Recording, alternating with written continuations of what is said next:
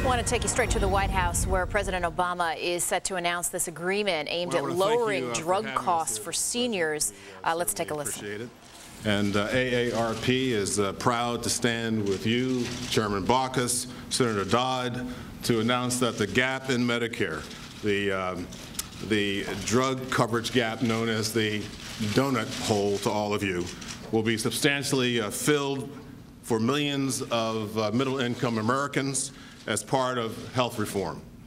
I want to applaud Chairman Baucus and Senator Dodd, who continue to be champions for this issue and have always fought for people who are struggling to make ends meet. And we are honored to stand with both of you.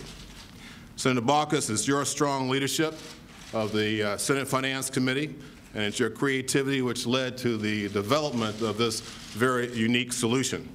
We also support your Finance Committee's process, and we look forward with optimism to its next steps. But bottom line, without you, Chairman Baucus, we certainly would not be here today, and we offer all of our thanks for that. When the President issued his clarion call for all parties to come together to address the issues of health care reform, AARP, representing over 40 million members, was proud to be one of the first to step forward. Now, today's announcement means that struggling Americans who've been looking for help in their pocketbooks just to stay healthy, who say that one of their single largest drivers of their health care costs is prescription drugs. Well, today, Americans in the Medicare donut hole, that gap in coverage, will have their brand name drug costs cut in half. A 50% reduction in drug costs, a 50% reduction in their drug costs. Now, too many Americans fall into this coverage gap, and they stop taking their medication because they really simply can't afford it. But today, now they will have a new opportunity to lead a healthier life. Mr. President, every American who's burdened by the high cost of health care or has inadequate access to health care, every business who is fighting for their life, fighting to be competitive, to stay competitive, and to save American jobs, they all know that health care reform cannot wait. It simply cannot wait. Now, this is an early win for reform. It's a major step forward. It is a signal that the process is working and will work. But AARP's work is also not done. We will continue to work with you, Mr. President, and the House and the Senate to protect people who rely on Medicare, to further lower drug costs, to have guaranteed access to coverage for all Americans, and together we will complete the mission of comprehensive health care reform, and we want to thank you, Mr. President, for your leadership on this issue. Thank you. Thank you so much.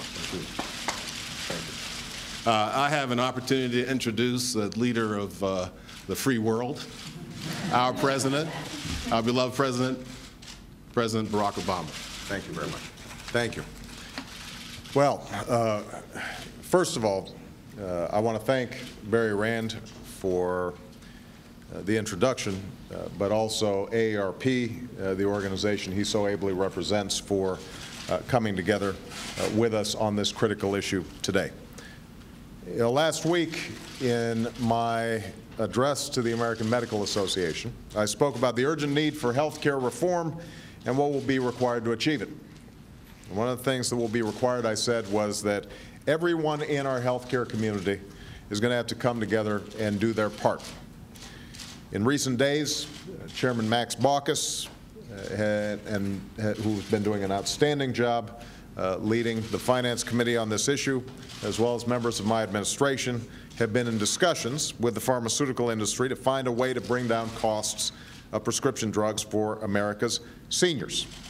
And I'm pleased to report that over the weekend, we reached an understanding that will help close the notorious donut hole in Medicare Part D. This is a significant breakthrough on the road to health care reform, one that will make the difference in the lives of many older Americans. I think many of you in the press are familiar with the issue. The donut hole refers to a gap in prescription drug coverage that makes it harder for millions of Medicare beneficiaries to pay for the medication they need. The way the program is structured, Medicare covers up to $2,700 in yearly prescription costs and then stops. And the coverage starts back up when the costs exceed $6,100, which means between $2,700 and $6,100, folks are out of luck. And this gap in coverage has been placing a crushing burden on many older Americans who live on fixed incomes and can't afford thousands of dollars in out-of-pocket expenses. Chris Dodd, who's been an outstanding leader on a whole host of health care issues throughout his career and who is helping to lead the HELP committee while Senator Kennedy is undergoing his treatment for his illness.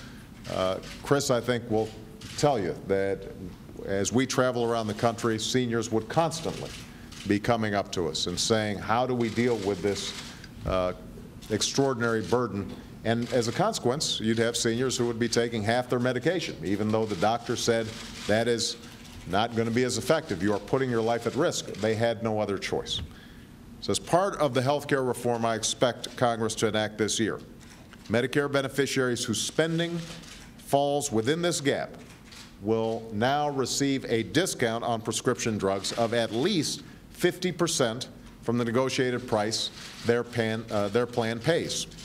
It's a reform that will make prescription drugs more affordable for millions of seniors and restore a measure of fairness to Medicare Part D.